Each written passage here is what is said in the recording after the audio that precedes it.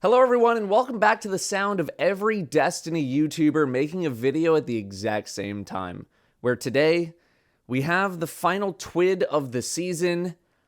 This thing is really long. I'm just letting you know right now, grab some tunes, grab some water. We have a lot of things to discuss. We got exotic buffs, we got some stasis buffs, we have some sandbox tuning, we have like a little bit of everything in here. I'm exhausted just from reading it. Like, I gave it a quick rinse before we do this, and I'm already tired. So, let's see what we got for Season 23 coming up. First thing, they have some new Eververse armor based on The Witcher. Looks super dope, but I'm guessing it's going to be $20 per armor set or something like that. Do with that information what you will. So, new artifact. A lot of people were anticipating a lot of stasis-based things in the artifact. And let me tell you, there are so many more solar things than there are stasis things in this thing. I was really anticipating a lot more stasis. Your anti-champion mods are Anti-Barrier Sidearm, Unstoppable Hand Cannon, Unstoppable Bow, Overload Auto, Overload Pulse, and Overload Rocket later in the artifact. I believe it's column 4. Boom, right here. Solar has a lot of stuff. Rapid precision hits and kills from solar weapons give Radiant. While Radiant deals more to debuff targets with Strand and Stasis debuffs.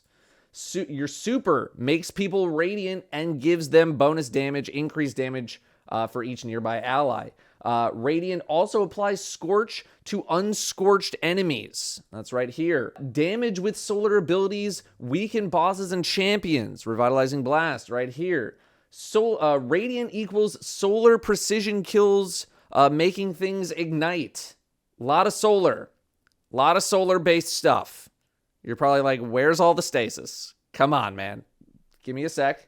A couple of other major things. Argent Ordnance is coming back in the form of a artifact perk as opposed to the mod, where firing a rocket consumes a stack of armor charge, giving you more damage, reload speed until you reload, blah, blah, blah, blah. They're also bringing back Solo Operative, which I know is a big community favorite. Some people wanted Solo Operative to just be blanket in the entire game all the time.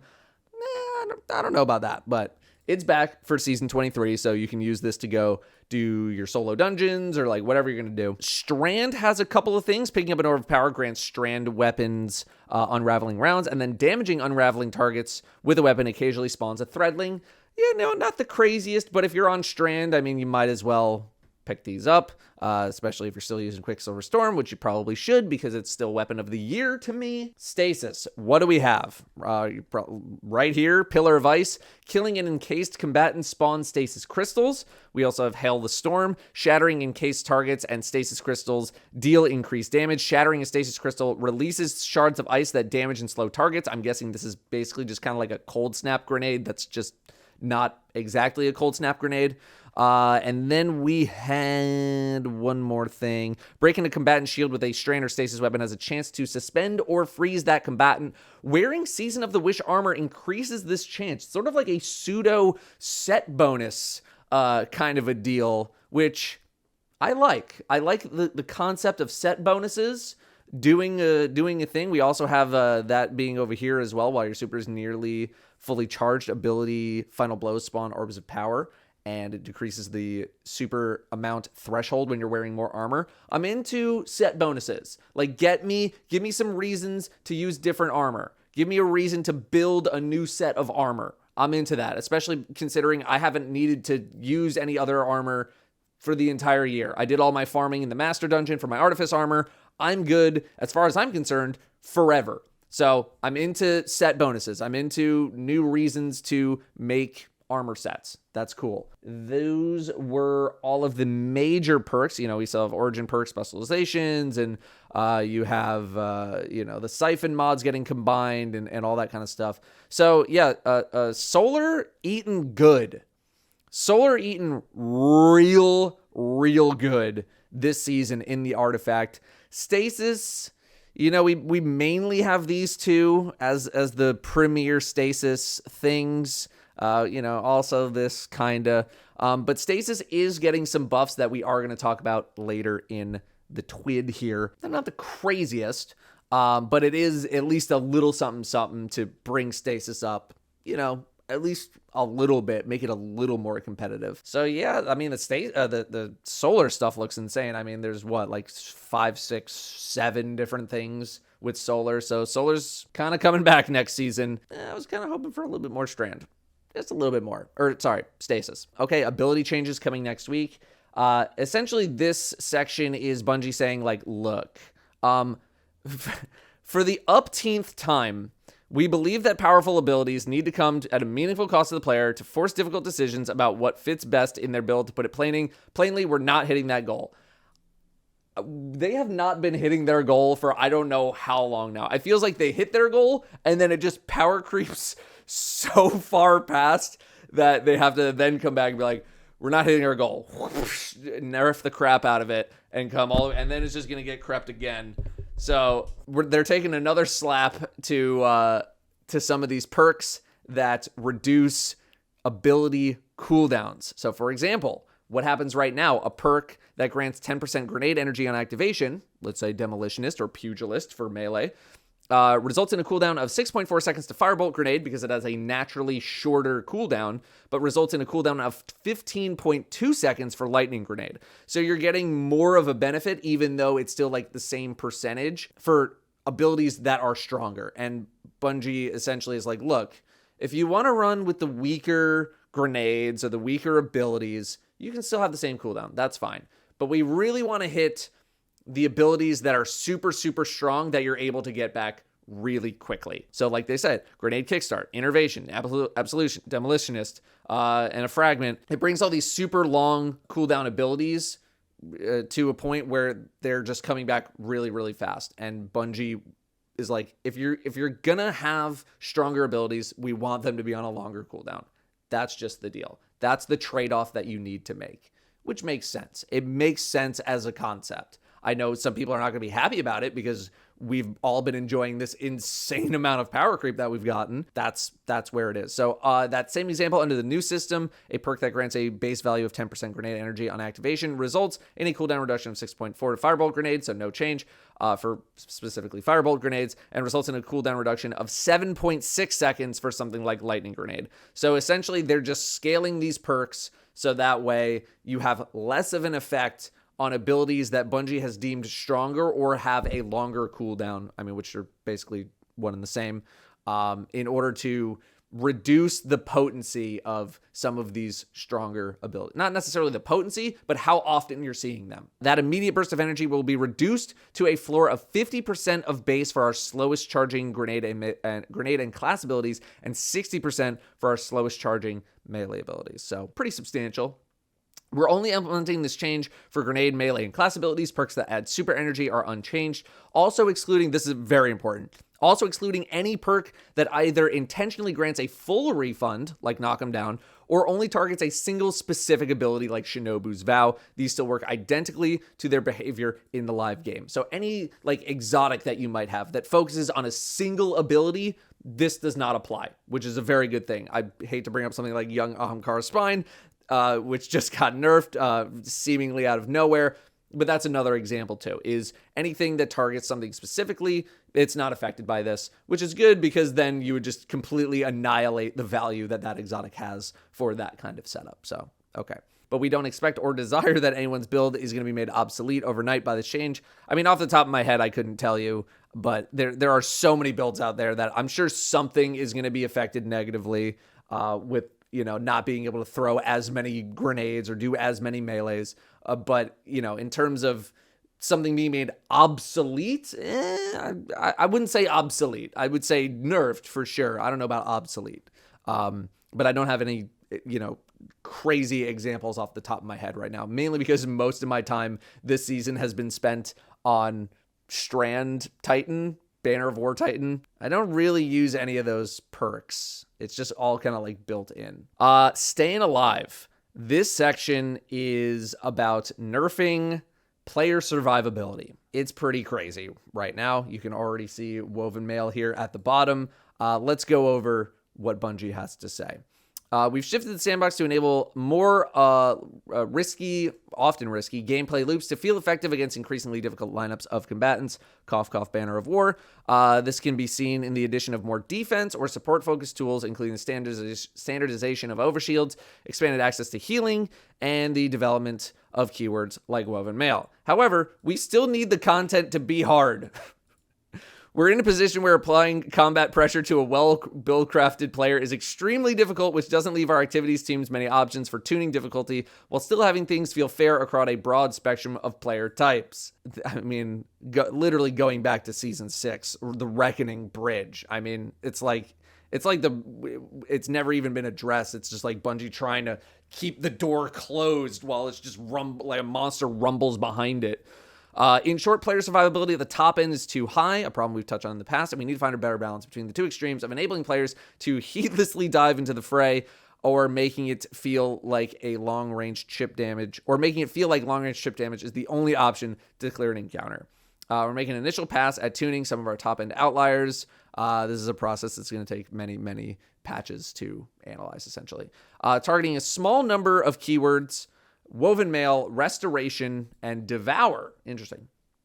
Woven Mail reduced damage resistance versus PvE combatants from 55 to 45%. Woven Mail is incredibly strong, alongside something like Banner of War that's giving you healing, alongside stuff that like Restoration that has become incredibly popular over the year. You're incredibly difficult to kill. Plus, you're also probably running 100 resilience, right? Plus, you're also suspending targets, which I know Suspend also got a very, very significant nerf recently, but your survivability is incredibly, incredibly high. So speaking of healing, we have Restoration. Its heal rate is being reduced in PvE and PvP. We want to see how this feels, alongside some changes to Throwing Hammer and Soul Invictus further down. Solar Titans, oh boy. Restoration, the current is 40 HP per second. The new, is 35. Okay, that's not that bad. Restoration times 2 is it goes from 65 to 50. Okay, that's PvE. In PvP, it's cut in half. Okay, that's not as bad as I was anticipating. I feel like that's even going to be tough to tell just like in the heat of combat, like 40 versus 35 or something like that. Devour, healing amount on both activation and when refreshed, reduced from a full heal to 100 HP unless you have Feed the Void equipped. Now refills both health and shield sections more smoothly rather than adding health to each section separately. Okay, I mean, 100 HP is still quite a lot, and I feel like most of the time when I'm healing from Devour, I'm usually like not on the brink of death every single time that I'm healing from Devour. Don't get me wrong, like going from a full heal down to only essentially half of a heal is pretty significant in terms of how often you need to be killing something to keep your health high, because before you could go to the brink of death and then kill something and go straight back up. So now this is going to be not as forgiving, but 100 HP is still pretty significant. But I also really haven't used Devour in a lot of endgame situations recently. I think the most recently I've done it is with my Touch of Malice Briarbines build, but I wasn't really using that in any place like too crazy. So it's been a minute since I've used Devour in a very intense area. So I couldn't tell you how it's being used at the absolute top end at this particular moment in time. It doesn't feel as bad as I feel like it reads. Like, I don't think it'll be as bad as it's like being read in patch notes right now, but we'll see. Feed the Void. Now, increased grenade energy regeneration per kill while Devour is active. Amount varies on the type of target defeated. Now, also improves the strength of Devour's heal when equipped. So yeah, so you can just negate this if you just have on Feed the Void. And if you're doing some kind of like Child of the Old Gods build, you probably have Feed the Void on already. This is, I think, really only going to affect builds that use Chaos Accelerant, I feel like, maybe. But yeah, if you're on a more passive, like Child of the Old Gods, Briarbines kind of build, you probably have this on already. So you're not even really going to feel that much of a difference until you go to Chaos Accelerant. Probably. Sprint and slide melees. Oh boy. Oh boy. Here it comes. We made the decision to remove the capability of shoulder charge abilities to one-shot enemy players. Ongoing effort to make sure any one-shot ability in the game comes with significant risk or cost, whether that's significant wind-up time or build crafting choice. we still think this is the right call. We want to maintain the level of risk, blah, blah, blah, blah. Players are currently able to circumvent this change by sliding, firing their weapon, and still being able to initiate a shoulder charge or slide melee. If you do it fast enough, or even like you can do this unintentionally just from regular gameplay.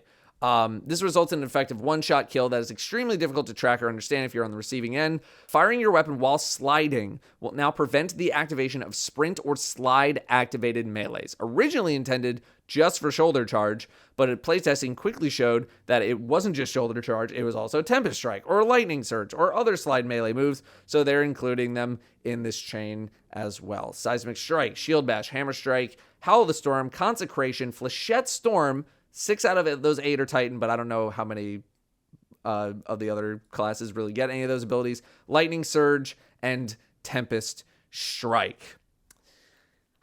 I really like how smoothly you could flow these things into a combo. I never really thought of it as a way to replace the shoulder charges capabilities of being a one-shot kill from way back when. It just feels good to be able to do a combo like this. I understand it can be super frustrating though. I mean, it happens to me all the time. It's definitely frustrating. It's understandable, but I'm going to miss it just because of how good it feels to do. It's really fun to do. So there may be some also 1-2 punch stuff going on in here as well that's going to get affected. Tempest Strike is also getting a buff, increased base damage from 110 to 125, rework tracking behavior to be more consistent at longer ranges, improve consistency when traveling over rough terrain. Yeah, powerful synergy between flow state and lethal current. I mean, who wants to throw in Tempest Strike when you have flow state and lethal current? Who wants to do that? Cool little buff. I don't know if it's really going to do a whole hell of a lot. Bonk Hammer and Banner of War. Titans, it keeps coming. Banner of War, currently equipped for nearly 20% of all Titan playtime for Season of the Witch PvE activities, only rivaled by Into the Fray at 15%, which is, it's what you pair with it. Happy with the way Banner of War has supported the Berserker class fantasy. We don't want to reduce its ability to do so at maximum charge. It's too easy to build up to that maximum charge very quickly in content with sufficient density of combatants, which is like a lot of stuff that released with Season of the Witch. Both core season activities have a lot of enemies, especially with the help of your teammates. Making changes to slow down the charge progression, increasing the number of defeats required to level up the banner to each tier, also slightly increasing the timer extension granted by each enemy defeated to compensate. Okay, increase the number by approximately double, and increase the time added per enemy defeat at each level to compensate. Values depend on the target defeated. Fixing an issue where unpowered swords were being granted a damage boost by... All right, that's fine. I was much more anticipating, we're reducing your healing. We're reducing the damage. I can live with having to kill a couple more enemies in order to get up to full speed. That is not nearly as bad as I was anticipating it to be, because... I mean, maybe they're not really affecting any of the healing stuff right now because they just nerfed Woven Mail. So maybe they didn't want to do both things at the same time. Maybe it's all right, let's take down Woven Mail. And then if it's still a problem, maybe we adjust the healing on Banner of War or something like that. Make it a little more targeted. But this, I mean... I don't mind it. In day-to-day content, it's not really that big of a deal to wind up Banner of War. I think you're going to feel this much more towards the high end where it's tougher to kill certain things just in general because they have more HP. But in regular day-to-day stuff, just like your average activity, this is not that bad. This is not that bad. Prior to Solo 3.0, Throwing Hammer was in Code of the Devastator, which didn't have much in the way of survivability tools other than just picking up your hammer. Players need to be significantly more careful in their play and generally weren't as capable of standing in a champion's or boss's face with impunity while they chucked a hammer at its torso over and over again. It makes for a funny visual, but we don't believe that this behavior is healthy for the game, so alongside those changes to Restoration, we're more fundamentally looking at how Throwing Hammer functions. We started this section by talking about the relationship between potency and uptime, how the rules of the sandbox begin to break down when those don't match up for a given ability. Throwing Hammer isn't currently matching up. We don't want to remove the full energy refund because the core gameplay loop is still really fun, but we do want to add some downtime between throws to discourage stand next to the boss and bonk them behavior. So Solar Titans in dungeons for the past little while have used the build of Tractor Cannon, Syntheseps, Bonk. That's just what you do. And you get Roaring Flames up as well if you can do that. Because it just does an absolute ton of damage. It's free damage. It's really consistent. You're getting tons of healing. Like, this is the build for Solar Titans for solo dungeon activities. Throwing Hammer, when picked up, now returns melee energy over 1.4 seconds rather than instantly. Increased projectile tracking strength by about 20%. Bless you. Increasing projectiles tracking strength so that players who choose to chuck the hammer at longer ranges are more consistently rewarded for taking that risk. Yeah, a big part of why I don't like to throw my hammer super long distances is because you got to be really accurate. And if you miss, well, you either got to run all the way the hell out there and grab your hammer, which is not always safe, or you just lose your hammer and it's just gone. So it's like, cool, I used my melee, it didn't do anything, and now I don't have it anymore.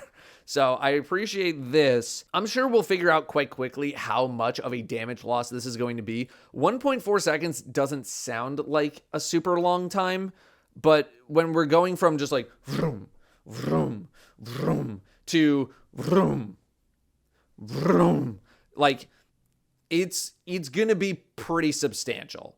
You know, I still think you're going to be able to handle stuff like champions, but this I feel like is going to be a somewhat significant blow to Solar Titan in like dungeon situations. You're still going to be able to do it. It's just that your damage is not going to be as high. But again, I want to see what this looks like in game so we can do like a side by side, like here's how fast you could do it, here's how fast it is now kind of situation. Part of this equation is also Sol Invictus, which offers reliable safe haven in sunspots. When you stand in a sunspot, it lasts longer up to a certain duration. We don't want to discourage players who want to move from position to position, advancing through the combat space, but we want to make sure that players who hunker down in dangerous positions aren't able to do so for a very long time. So maximum sunspot duration is now 12 seconds, down from 20. Tough. Pretty tough blow to the Bonk build. I still think it is going to still be effective in, again, your more day-to-day combat, your more day-to-day activities. That's really not going to change that much, right? It's not going to change that much. This is more the very top end or solo stuff where you can just sit there and go, it's pretty easy to do. I will give Bungie that. It's pretty easy to do. So I understand where I wasn't expecting it to get nerfed. I kind of just feel like it's been around for so long that it's just kind of like, yeah, this is just how things are. I mean, it's been, well, I shouldn't say so long. It's been around since, season 17? So I guess it's not that long. A year and a half now, basically? Feels longer than that, though. We'll see how the solo dungeon for season 23 ends up turning out for Titans. That'll be interesting. Well of Radiance and Ward of Dawn. I'm going to spare you a lot of the jargon here. They're just increasing the base cooldown time from 417 to 455. Nothing really in terms of PvE stuff. They do say we have a suite of future changes planned to reduce Well's dominance in PvE and push the gameplay space of these two supers farther apart. We'll provide more details on that closer to release. So for now, this actually feels like a more PvP focused thing because Wells and Wards have just absolutely been dominating any sort of trials based zone capture thing because their cooldowns are really, really short compared to actual damage supers, which means there's not really anything in the way of trying to fight back against these things. Sure, you can shoot the bubble. Sure, you can shoot the Well of Radiance sword. But it's still really difficult to combat these things in PvP. So temporarily, this seems like a PvP focused thing. PvE, I don't even think you're really going to even notice this that much. I'm more interested in whatever these future changes are. But it doesn't seem like we're going to see those for a little while. So you're safe for now. Stasis. Buff time. The near and slightly farther future of Stasis. Fragment Suite. Whisper of Hedrons. Reduce the penalty. Impetus gives a bonus now. Whisper of Shards no longer provides that bonus. Whisper of Shards being, because I forget the names of everything. Shattering a stasis crystal temporarily boosts your grenade recharge rate. So that makes sense. I mean, it was already doing something really good So I understand them, not also giving you 10 of the best stat in the game, arguably. Whisper of Hunger has to do with melee, so they're changing the stat penalties from mobility and intellect to something that actually makes sense, which is understandable. Whisper of Bonds, they also removed the penalty, is where defeating frozen targets generates an orb of power. So I'm okay with that. Hunters, your little dink boys are getting a buff in PvE. I'm okay with that. I don't want to see more little dink boys in PvP. Increased projectile speed by 10%. Increased maximum projectile lifetime by 10%. Maximum bounce count from 2 to 3. And tracking consistency also increased. Okay, so they're making it a little bit nicer in PvE. Love that. Winter's Shroud, also getting an update to be more forgiving against PvE combatants with a longer slow duration and increased AoE, increasing the slow stack against PvE combatants from 40 to 60, enabling stuff like 6 Coyote to more easily freeze enemies. So as opposed to like Dink Boy double dodge or something like that, you can just do like a double dodge or a dodge in a melee and you're chilling. Increased slow stacks from 40 to 60, slow duration from 4 to 8, slow detonation size versus PvE combatants from 8 to 9 meters. For those not up to date on Winter's Shroud, Winter's Shroud is dodging slows nearby targets. That's it. 4 words. Titans. Walking back a few changes made in some hotfixes to Shiver Strike and Glacial Quake that no longer fit the current sandbox.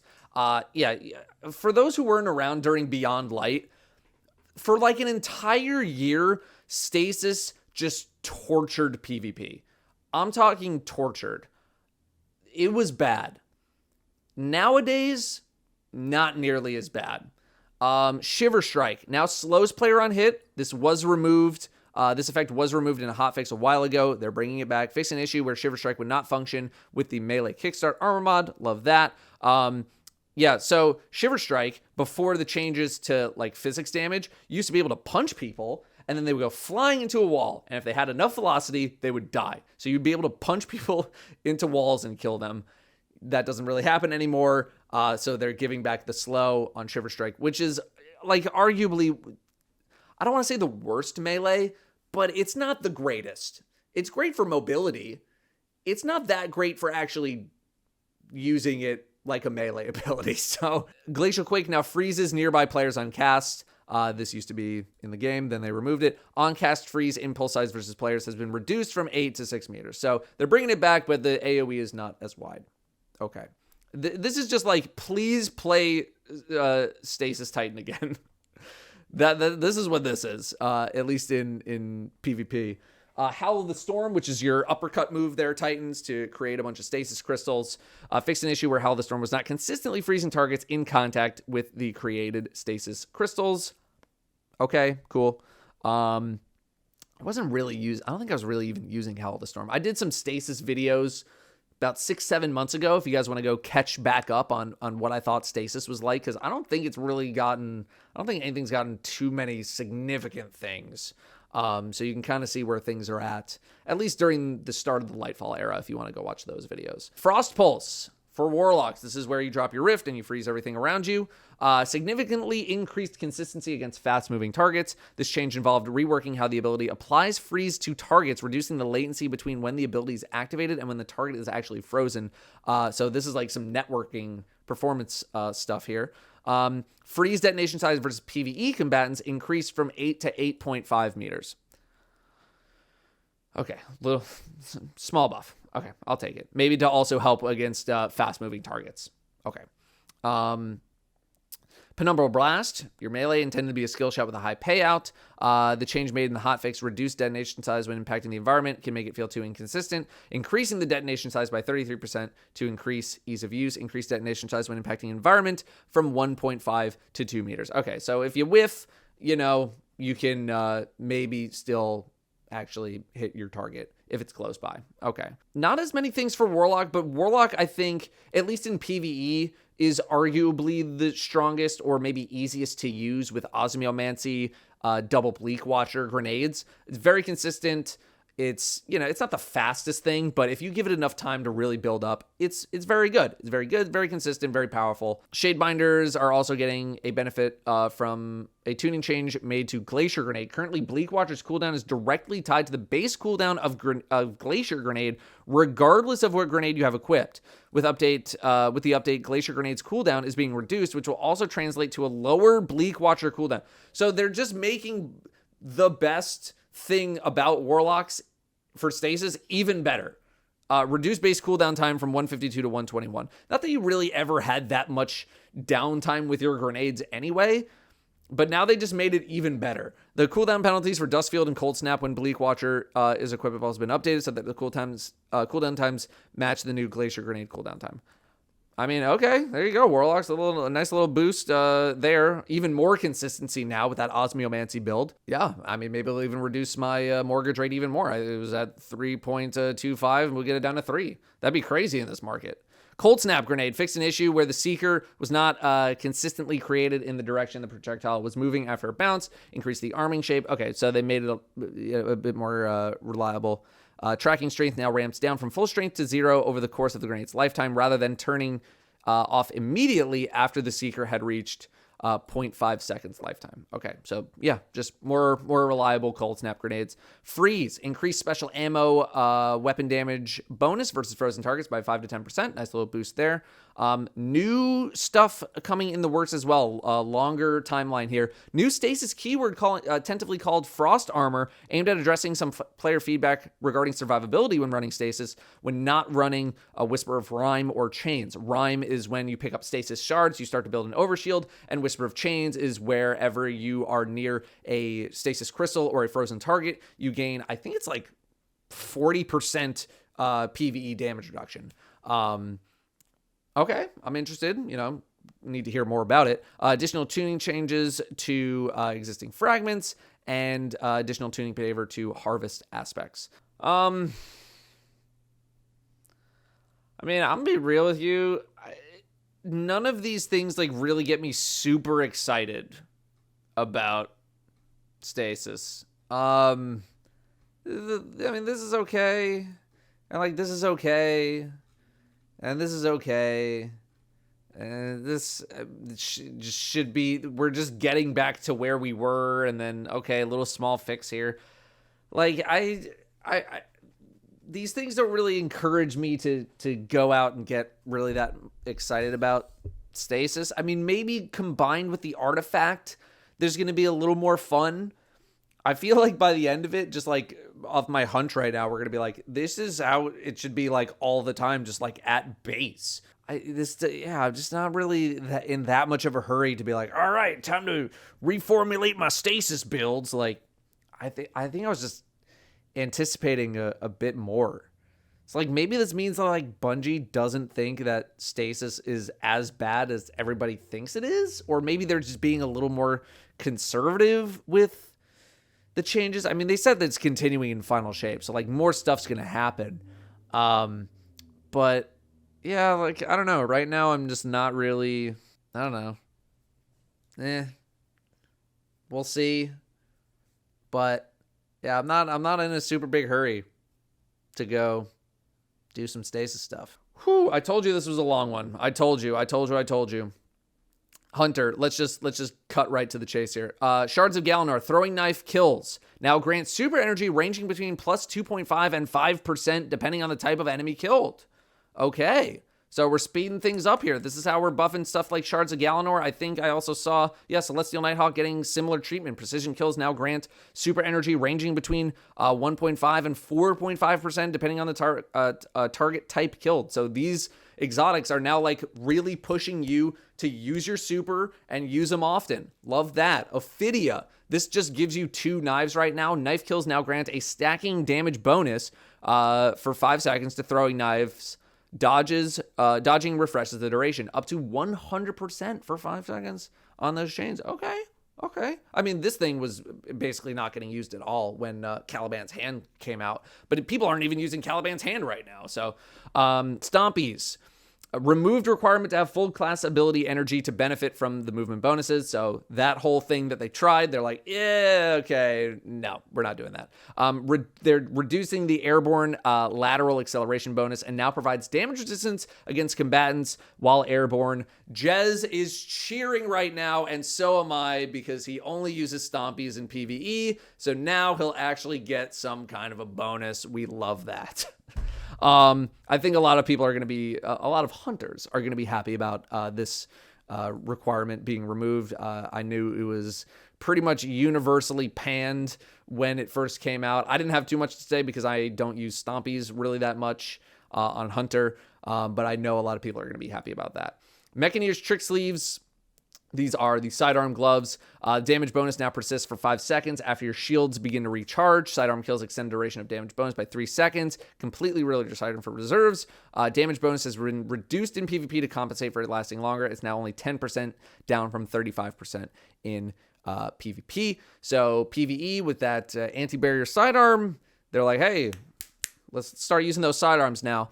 Bombardiers now applies 20 slow stacks to enemy players and 40 slow stacks to PvE combatants. I feel like I've heard feedback about these boots not doing enough for stasis for PvE, so here you go. Triton Vice, increased glaive melee damage bonus when surrounded to plus 100 for both PvE and PvP, up from 30% PvE and 10% PvP.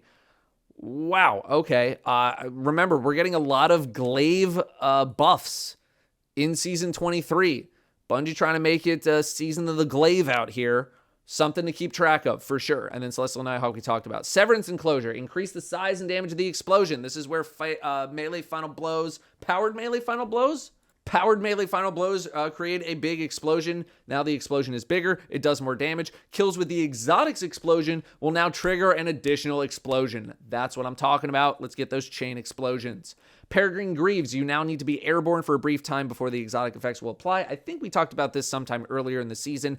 Damaging champions, tormentors, or mini-bosses with a shoulder charge deals increased damage and refunds your melee energy, giving you a little more incentive to get in the fray with some of these bigger targets. Very interested to see how much damage Peregrine Greaves end up doing to champions, because I think they said that the buff back when we talked about it was very substantial. Worm God Caress, they're just completely reworking Worm God Caress ever since it got nerfed, and a lot of those melee exotics got nerfed, so you couldn't stack a bajillion bonuses and go one-shot raid bosses and stuff like that. It's now a meter that increases with melee kills and finishers and decays over time. The meter is broken up into 5 sections, which provide escalating melee and glaive melee damage bonuses. The upper end of the meter also provides escalating weapon damage bonuses. As the meter decays, it passes back through the earlier tiers as opposed to deactivating immediately, and it decays faster the more full it is. Okay, interesting rework. Bungie playing around with these meter effects. We've seen a lot of these over the year, so interested to see how this ends up working out. Again, glaive melee damage bonuses. A lot of glaive-based things happening in Season of the Wish. Ashen Wake Fusion Grenade impacts now stun unstoppable champions. I don't know anyone really using Ashen Wake in PvE, but I'll take what I can get. Syntheseps. Oh boy. I think we knew about the removed extended melee lunge distance already. I think Bungie talked about that. Now improves weapon handling and reload speed when surrounded. Reduce the PvE surrounded melee damage bonus to plus 165% from 200. Okay. All right. I thought they were going to annihilate it. This is, all right, that's manageable. Okay, I can live with that. Increased glaive melee bonus to plus 100 from plus 50. Season of the Glaive. Precious Scars. Kills with weapons matching your subclass now apply Restoration 1 for 1.5 seconds in PvP and 3 seconds in PvE. If you're wondering what it actually does right now, I will get you the exact wording. Final blows from weapons with a damage type matching your subclass energy create a burst of healing around you. And then after reviving or being revived, you get an aura that provides overshields to you and nearby allies. So this sounds like they are just renaming the heal effect that happens to, they're just classifying it now as restoration as opposed to just burst of healing, I guess. I couldn't tell you the last time I used Precious Scars. Ballador's Wrath Weavers. What do?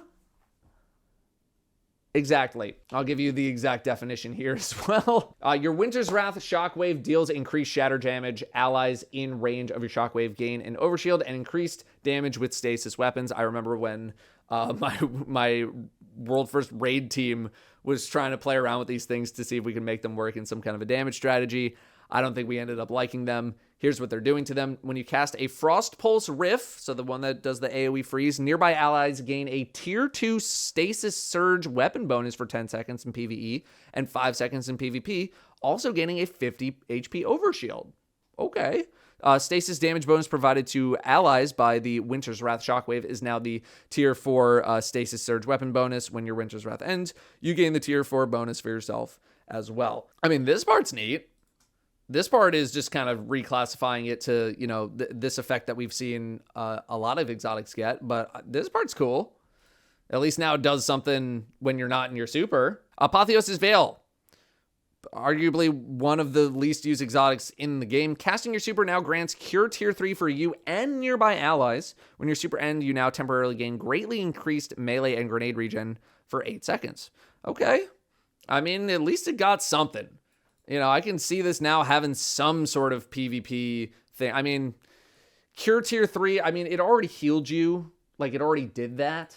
Yeah, immediately regenerate health, melee, and grenade, and rift energy when you activate your super. So again, this feels like a reclassification of what the heal actually is. So I don't know if you also gain your ability energy when you cast your super and then also get this, or if this replaces it. I don't think it would replace it, because I feel like they would have said it replaces it. Fellwinter's Helm moved the size of the weakening burst and duration of weaken up 1 tier against all targets except for finishers against bosses, which retains the maximum size and duration. Love that. I basically only saw Fellwinter's Helm being used to solo raid bosses. Hopefully, maybe now it'll get used outside of that incredibly specific context. Karnstein also seems like another kind of like reclassification of like the heal that you get from Karnstein. It's now Cure, Restoration.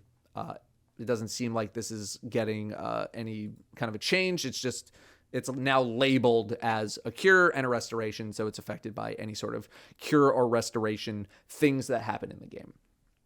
Aeon Swift, Safe, Soul all receive the following changes to their Sect Mods. I don't know anyone who is using anything other than Sect of Insight in endgame PvE. Pretty much everyone just uses Sect of Insight. You do a finisher on a champion. You make heavy ammo for your team. Bada bing, bada boom. You're done. And that's really all they did. So now it seems like Bungie is like trying to make people actually either everyone uses it and everyone uses a different thing, or just like maybe interest people in doing something other than Sect of Insight. I don't know if that's going to happen, but they're trying. Sect of Force is like so many things now. Rapid precision hits now provide quicker reload and weapon swap speeds. Instead, setting a champion or rapid precision hits against a champion, elites or mini bosses will mark them. Allies deal 20% more damage to marked targets. That's pretty good. When a target is first marked, nearby Aeon Cult allies who do not have Sect of Force gain grenade and melee energy. Oh, okay. So I guess they just moved it here. So they want you to, they're like, please, everyone use it and then use different things. Please, we're begging you. People who do not have Sect of Insight roll equipped no longer gain a bonus to weapon damage for a short time. Instead, they gain a burst of super energy. Sect of Vigor now provides damage resistance against combatants when an ally dies or is resurrected, in addition to the existing class ability energy. When you cast your super, nearby allies no longer gain a burst of healing or an overshield. Instead, nearby critically wounded allies gain damage resistance from combatants as long as they stand near you. Nearby allies who do not have this have equipped will also recover class ability energy more quickly. So this is the support one. We'll see. That's all I can really say. All I felt like I've ever really needed is Sect of Insight. With how strong we are, with all the kind of like builds that we're really capable of, like just give me more power ammo. Some people just live off of it. Some people just like have 2 Aeons, both on Insight. You're just constantly chaining power ammo to yourselves, and you're just running around with rocket launchers, just nuking the crap out of everything. When you're doing that, who cares about this? Who cares about this, right? So that's where I'm interested to see if this is going to have any sort of an impact on the Aeon experience. Because all of this looks cool, but how much do you really need to care about these things when you can just do the things that we're already capable of. You know what I mean? Like, this is cool. This is cool stuff, right? I like this stuff. This is pretty nice. But it's just never felt like we've needed more than just make heavy ammo. That's just me. Armor mod changes. I think we're getting close to the end here. Oh, no, we still have Fireteam Finder to talk about. Oh, my goodness. Armor mod changes. They're adjusting several armor mods. To reiterate what was touched in the gameplay section, the high potential power of output abilities. The high potential power output of abilities means they need to have proportional uptime and require meaningful build crafting choices. So we need to reduce the amount of energy fed into the energy economy via armor mods. Heavy-handed, firepower, and Reaper are now all getting a 10-second internal cooldown. Reaper also requires a kill be secured within 10 seconds of using your class ability. This is pretty significant to any sort of melee type builds. I'm looking at you Arc Hunters. I'm looking at you Strand Titans. I'm looking at you Solar Titans. This is pretty substantial in terms of, you know, how long of a duration this is, because before it used to be much faster. Melee kickstart, all the kickstarts now provide in between plus 16 and plus 45% ability energy, and requires at least a single requires at least a single armor charge to be consumed. Because before, I think kickstart, you didn't even need armor charge to be, I don't know. There were so many weird things with kickstart where like it wouldn't work on certain things and it wouldn't work with things with multiple charges, but then some multiple charge things they would work. This is going to need like a whole new like revision of just like what works, what doesn't. Momentum transfer, bolstering destination, impact induction, focusing strike. These are all the things where you use one ability and you gain a bonus, you gain energy on another thing. Now provide 12, 17, 20% ability energy for 1, 2, 3 stacks respectively, and required a powered melee attack. Outreach and Bomber, these are for your class abilities in your class item. Now provides 12, 17, 20. Outreach, Bomber, distribution. Okay, yeah, same thing. Distribution now 4, 6, and 7% ability energy. Energy provided is further reduced based on the cooldown of the class ability used, with the shortest cooldowns reducing it by 60%.